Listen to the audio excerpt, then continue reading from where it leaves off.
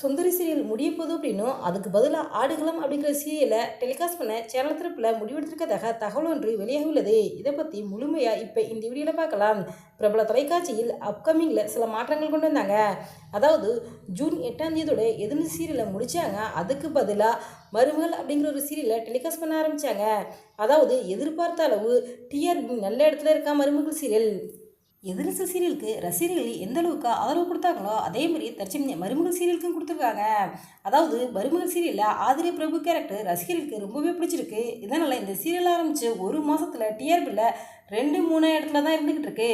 கூடிய சீக்கிரம் டிஆர்பியில் நம்பர் 1 இடத்துல வர்றதுக்கு வாய்ப்பு இருக்குது. இந்த சூழ்நிலையில் கலாநிதி மாறன் அவர்கள் தற்சமயம் சுந்தரி சீரியலில் முடிச்சிடலாம் அப்படின்னு முடிவெடுத்திருக்காரா.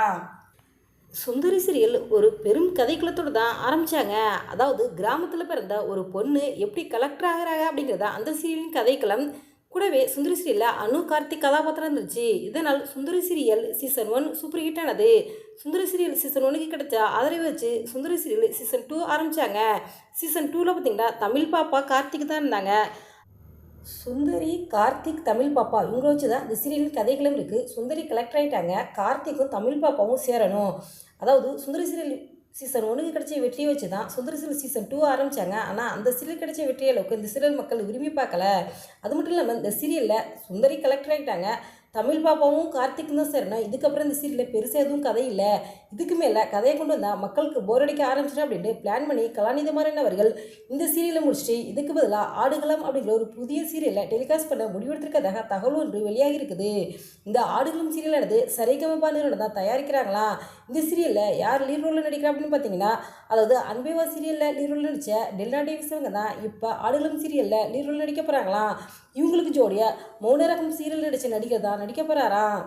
இந்த மாதம் லாஸ்ட்டாக சுந்தரி சீரியல் முடிஞ்சிடும் அப்படின்னும் அதுக்கு ரீப்ளேஸ்மெண்ட்டாக ஆடுகளம் சீரியல் வரும் அப்படிங்கிற தகவல் வழியாக இருக்குது. ஆடுகளம் சீரியல் அது கிராமத்து கதையை ஃபேஸ் பண்ணி தான் இருக்குது. இதனால் ரசிகர்கள் விரும்பி பார்ப்பாங்க. இந்த சீரியல் சூப்பர் ஹிட் ஆகிறதுக்கு வாய்ப்பு இருக்குது என எதிர்பார்க்கப்படுகிறது. ஆடுகளம் சீரியல் இரவு 7 மணிக்கு தான் டெலிகாஸ்ட் ஆகும். இந்த சீரியல் பற்றிய அதிகாரப்பூர்வ தகவல் வந்ததும் எங்கள் சேனலில் நாங்கள் அப்டேட் பண்ணுறோம். நீங்கள் சுந்தரி சீரியலை விரும்பி பார்ப்பீங்களா? சுந்தரி சீரியல் முடிவை பற்றி நீங்கள் என்ன நினைக்கிறீங்க அப்படிங்கிற உங்களுடைய கருத்து நீங்கள் கமெண்ட் பாக்ஸில் கமெண்ட் பண்ணுங்கள். இந்த வீடியோ உங்களுக்கு பிடிச்சிருந்தா லைக் பண்ணுங்கள், ஷேர் பண்ணுங்கள், கமெண்ட் பண்ணுங்கள். மறக்காம எங்கள் ரெட் டபிள் 2.0 சப்ஸ்கிரைப் பண்ணுங்கள். தேங்க்ஸ் ஃபார் வாட்சிங்.